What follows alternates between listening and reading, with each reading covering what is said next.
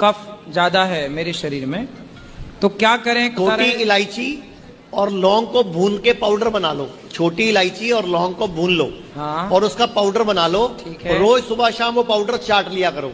ठीक है। अगले, जब तक ये लता मंगेशकर करती थी, आशा भोसले करती थी, सब बड़े बड़े गायक करते हैं। क्या? इस जन्म में कभी आपका गला खराब नहीं होगा। आप हैरान हो जाओगे, कभी डॉक्टर के पास जाना ही नहीं पड़ेगा।